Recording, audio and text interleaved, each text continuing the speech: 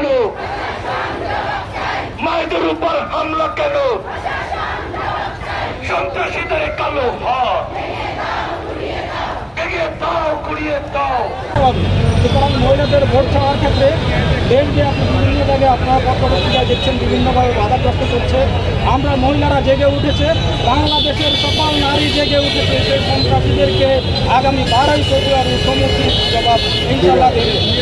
আগামী 30 তারিখে মানবিক নেতা বাংলাদেশ জামাত ইসলামীর সংগ্রামী আমির ডক্টর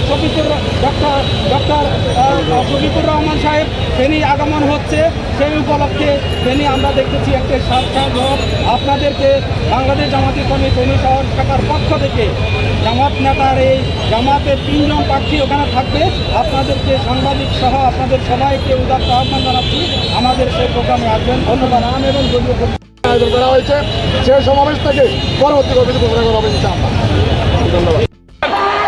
11 দলীয় জোট জিন্দাবাদ। আমরা বিজয় করে নিয়ে আসবো। জিন্দাবাদ, জিন্দাবাদ, জিন্দাবাদ। ধন্যবাদ আপনাকে। সম্মানিত ফেনীবাসী, সম্মানিত উপস্থিতি, আপনারা দেখেছেন বাংলাদেশ জামাত ইসলামী ফেনী শহর মহিলা বিভাগের দেশব্যাপী সন্ত্রাসীদের হাতে